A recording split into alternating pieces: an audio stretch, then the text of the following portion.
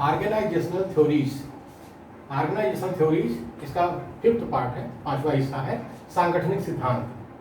Characteristics of informal organisation, अनौपचारिक संगठन के लक्षण।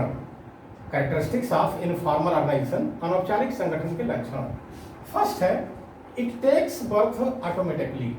इट टेक्स बर्थ ऑटोमेटिकली, इसका यही मतलब है कि यह स्वतः उत्पन्न होता है।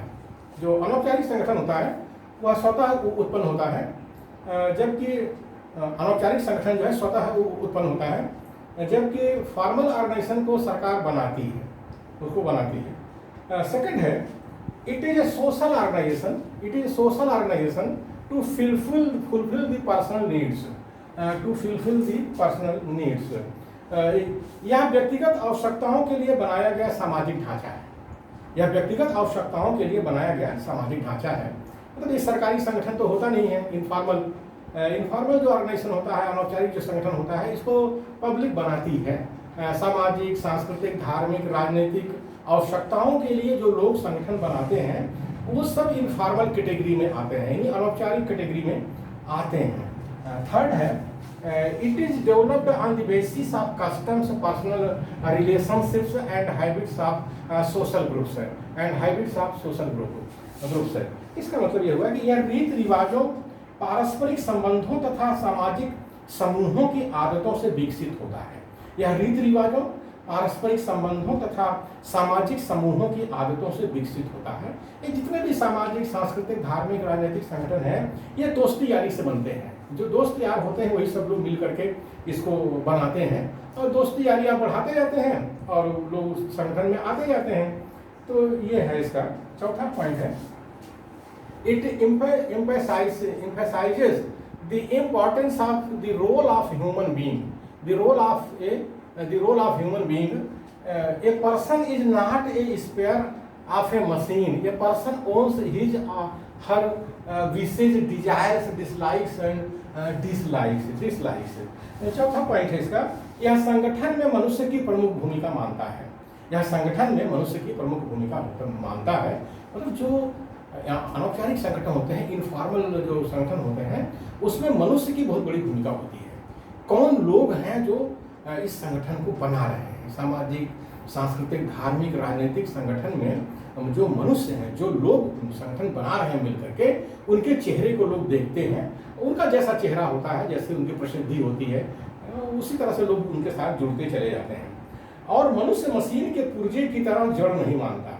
मनुष्य मशीन के पुर्जे की तरह जड़ नहीं मानता। जो मनुष्य हैं वो किसी मशीन के पुर्जे नहीं होते हैं, किसी मशीन के पुर्जे नहीं होते हैं। उनके अपने भावनाएं होती हैं, उनके अपने संवेग होते हैं, तो उनको मशीन का पुर्जा नहीं बनाया जा सकता।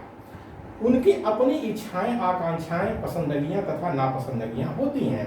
जो इंसान होता है, आदमी होता है, उसकी अपनी इच्छाएं होती हैं, उसकी आकांक्षाएं होती हैं, पसंदगियां होती हैं तथा नापसंदगियां होती हैं। तो उसके आधार पर अनौपचारिक संगठन बनते हैं, इनफॉर्मल ऑर्गेनाइजेशन बनते हैं। जो शैतान नस्ल के लोग हैं वो चाहते हैं कि समाज में उनका प्रभुत्व बना रहे, उनका जो ऊंचा स्थान है वो बना रहे। तो वो जाहिर है कि अपना संगठन अलग से बनाएंगे, इंसानों से अलग ही बनाएंगे। तो ऐसे इंसानों का भी सोचते हैं कि शैतानों से बचने के लिए क्या किया जाए, तो इंसान लोग अपना अलग संगठन बना लेते हैं। तो अनौपचारिक संगठन इसी तरह से बनता है। आखिरी जो पॉइंट है, it is assumed that organisational behaviour is very complex. It is affected by the internal external pressure felt by its workforce all around. इसका मतलब 5वां पॉइंट इसका ये है, इसकी मान्यता है कि सांगठनिक व्यवहार बड़ा जटिल होता है। इसकी मान्यता है कि सांगठनिक व्यवहार जो है बड़ा जटिल होता है, क्योंकि ईंट पत्थर तो इंसान है नहीं। तो ये जो संगठन में जब ये जो है मनुष्यों का संगठन है, तो जहाँ 4 बर्तन रहेंगे वहाँ खट-खुट होगी, खन-खुन तो होगी, मतलब आपस में लड़ेंगे, झगड़ेंगे। इंसानों का संगठन है, तो वही कहा गया कि इसकी मान्यता है कि सांगठनिक व्यवहार बड़ा जटिल होता है, साधारण नहीं होता है, बड़ा सिंपल नहीं होता है। हम लोग सिंपल मान लेते हैं कि गलत करते हैं। और इसमें मानव जीवों पर चारों ओर होने वाले दबाव डालने वाले प्रभाव पड़ सकते हैं।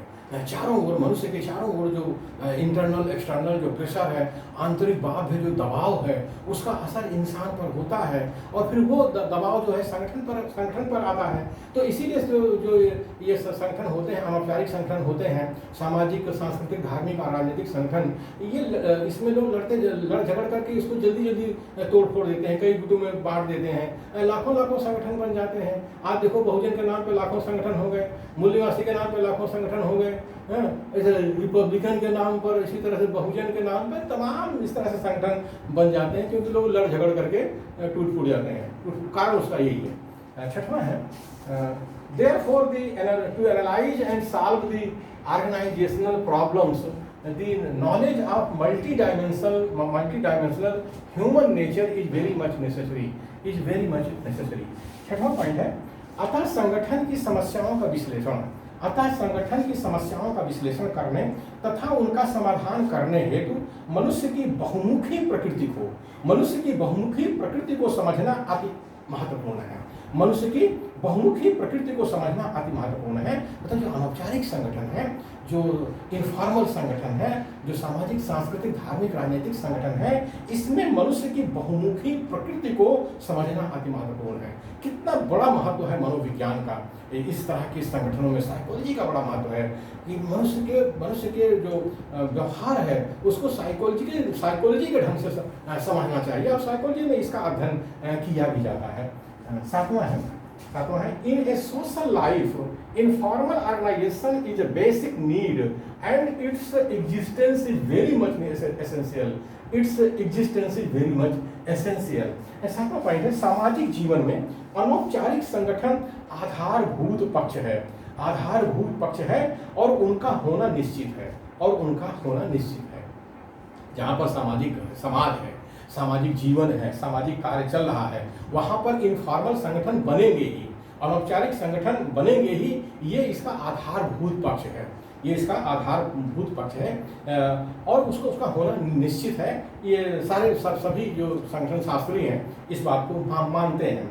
यानी कि जो औपचारिक संगठन होते हैं उसके अंदर भी अनौपचारिक संगठन बन जाते हैं। ये जो फॉर्मल ऑर्गेनाइजेशन सरकार के होते हैं उसके अंदर भी इनफॉर्मल ऑर्गेनाइजेशन इसी तरह से बन जाते हैं। मैंने कि जाति है, वर्ण है, भाषा है, क्षेत्र है, इस तरह से जो आदतें हैं इंसान की उसको लेकर के बन जाती हैं, संगठन बन जाते हैं।